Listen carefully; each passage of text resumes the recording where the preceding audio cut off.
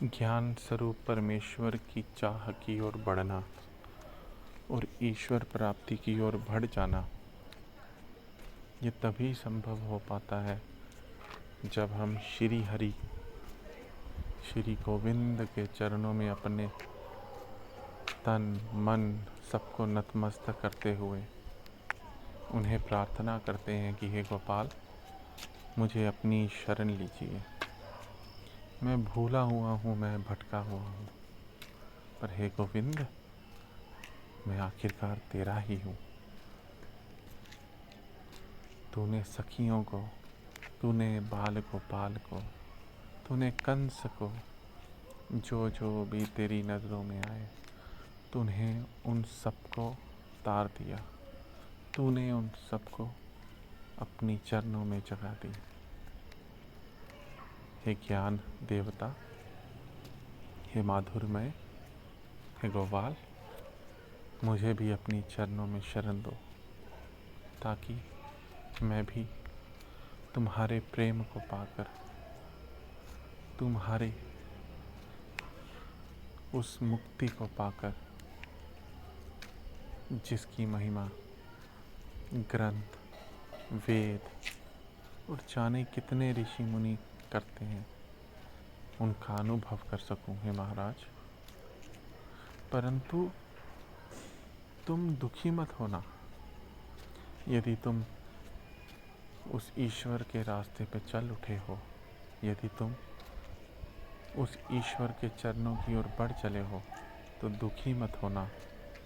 ये नहीं सोचना कि मुझे अभी भगवान नहीं मिले, मैं पापी हूँ, मुझे वैराग्य नहीं मिला, मैं पुण्य नहीं करता, मैं दान नहीं करता, तो क्या हुआ? तुमने इतना विचार तो कर लिया कि मुझे ईश्वर की ओर बढ़ना है। बाकी सब का सब वो मोहन खुद ही देख लेगा। लेकिन तुम्हें अपना हर एक कदम पूरी श्रद्धा से, पूरे भाव से बढ़ाना होगा। तुम्हारी श्रद्धा में कमी नहीं होगी और ईश्वर के उद्धार में कभी भी कमी नहीं आएगी। और यदि कमी हो भी जाती है तुम्हारी तरफ से, क्योंकि वह पूर्ण रूप से तुम्हें अपनी ओर बुला लेता है, उनकी तरफ से कभी भी कोई कमी नहीं होगी। लेकिन यदि तुम्हें लगता है कि तुम्हारी तरफ से कुछ कमी हो रही है, तो गोविंद का नाम जपें, गोपाल का नाम जपें, हरिओम जपें, ओमकार जपें, चाहे कुछ भी नाम जपें, वे हर नाम उसी से जुड़ा होता है। आप कुछ भी बोल लें, ईश्वर से अलग होकर नहीं बोल सकते। आप कुछ भी कह लें, ईश्वर से अलग होकर नहीं कह पाओगे। आप कहीं भी जी लें, ईश्वर से अलग होकर नहीं जी पाओगे। तो हमें केवल अपने भावों की चिंता करनी है कि हमारे भाव उस मंगलमय परमेश्वर की ओर बढ़ते हुए, पुण्य की ओर बढ़ाते हुए, ज्ञान की ओर बढ़ाते हुए, माधुर्य की ओर बढ़ाते हुए, मुक्ति की ओर बढ़ाते हुए हमारे भाव वैसे हों। ऐसी इच्छाएं ना करो जिन इच्छाओं के पीछे भाग भाग कर अंत में अपने आप को डुबा देना होगा। राम गए, रावण गए, वे दोनों चले गए, लेकिन अंत में रहा उस परमेश्वर का नाम, उस परमेश्वर का ध्यान। तो हमें केवल उसकी ओर बढ़ते चले जाना है। काम, क्रोध, लोभ, मोह, अहंकार सब उसी के द्वारा दिया गया है। जैसे आप अपनी गाड़ी में हैं, तो गाड़ी में आपको हर एक चीज़ दी गई होती है। जब जिसका उपयोग करना हो तब आपका उपयोग उचित किया जा सकता है। लेकिन यदि आप ठंडी में एसी लगाएं तो उसे मूर्खता कहा जाएगा, और गर्मी में हीटर लगाए तो वह तो बड़ा मूर्ख कहलाएगा। तो हमें उस परमेश्वर के ध्यान को समझना होगा, हमें हर एक वाक्य को समझना होगा जो श्री कृष्ण भगवान ने गीता में है कहा है। हालांकि हम उस वाक्यों को समझने में बहुत निम्न है, जितना समझेंगे उतना और पाएंगे, लेकिन फिर भी हमें उसे पढ़ते रहना होगा। पढ़ने का ऐसा तात्पर्य नहीं है कि हम उन श्लोक को पढ़ें, हम केवल उनका अर्थ जान लें तो वो अर्थ हमारे लिए बहुत महत्वपूर्ण होगा। तो वह अर्थ किसी भी भाषा में हो, लेकिन उचित हो। जो अर्थ आपके गुरु के द्वारा आपके पास आएगा, वास्तव में वही अर्थ सही है। और यदि आपके गुरु के द्वारा वे अर्थ नहीं आ रहा, या किसी ज्ञानी सज्जन के द्वारा वे अर्थ नहीं आ रहा, तो आप भटक जाएंगे। केवल एक ही जीवन मिलता है, और उसी जीवन से ही पार होना है। और पार होने का उचित समय केवल इतना है कि जब आपके मुख से श्री हरि का नाम निकलने लग पड़े। वैसा नहीं कि किसी ने बोला और आपने उसे पीछे पीछे पुकार लिया, नहीं। जब आपके मुख से खुद श्री हरि का नाम निकलने लग पड़े, आप उसी समय समझ जाइएगा कि अब उस ईश्वर ने मुझे अपने पास बुला लिया है। उस ईश्वर ने मुझे मौका दिया है कि मैं वहीं डूब जाऊं जहां से मैं आया था।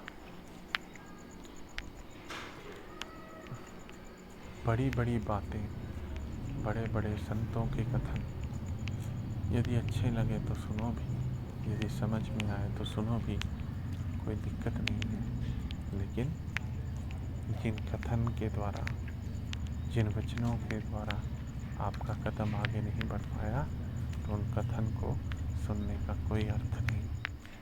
इसलिए वह सुने जिससे आपकी प्रगति हो सके, वह देखें जिससे श्री हरि की ओर बढ़ने का रास्ता मिले। और बचें, पाप कर्मों से बचें। पाप कर्म वह हैं जो ईश्वर से दूर ले जाएं, और पुण्य कर्म वो हैं जो ईश्वर की ओर बढ़ा दें। फिर चाहे आप मंदिर जाएं ना जाएं, फिर चाहे आप कीर्तन करें ना करें, फिर चाहे आप मुक्त हो ना हो, कोई अर्थ नहीं रह जाता। केवल रह जाता है श्री हरि का नाम, केवल रह जाता है केवल उस परमेश्वर का नाम। तो मैं कोशिश करूँगा कि जितना उचित मेरे भीतर आज एक वचन आया कि समाज में इस समय बहुत अंधकार है, और जो महापुरुष दिख भी रहे हैं वे महापुरुष है नहीं, वे वास्तव में लालची फकीर हैं। तो मुझे अपने गुरु के ज्ञान को, मुझे उस हरि के ज्ञान को आप तक पहुंचाना होगा। कोई ज़रूरत नहीं कि आप मुझे देखें, कोई ज़रूरत नहीं कि आप इन वाक्यों को किसी और तक पहुंचाएं, कोई ज़रूरत नहीं कि जो मैं कह रहा हूँ उसे माने। लेकिन यदि आपको इन वाक्यों से अर्थ मिलता है, प्रगति मिलती है, तो ज़रूर सोचें। लेकिन अगर आपको ये ऐसा लगता है कि ये भी लालची संत है, ये भी लालची फ़कीर है, तो आप मुझे ना सुना करें, क्योंकि जिसको वो ईश्वर सुनाना चाहता है मेरे द्वारा, वे खुद ही सुन लेंगे। और जिसे नहीं सुनाना चाहता, वह सुनकर भी अनदेखा कर देंगे। मैं पूरी कोशिश करूँगा कि गुरु के ज्ञान को, जो मेरे भीतर छुपा हुआ रहस्य है, वो आप तक पहुँच पाए। और आपको यदि कुछ पूछना हो तो आप यहाँ लिख सकते हैं। मैं कोशिश करूँगा कि आपको उसका अच्छा अर्थ मिल सके। लेकिन बात केवल इतनी है कि नाम जपते रहना होगा। यदि आप नाम नहीं जपेंगे तो मेरा और आपका कोई रिश्ता नहीं बन पाएगा। यदि आप अपने गुरु को नहीं मानेंगे तो मेरा और आपका कोई रिश्ता नहीं हो पाएगा। एक वक्ता और एक श्रोता का रिश्ता तभी बन पाता है जब दोनों का लक्ष्य एक हो।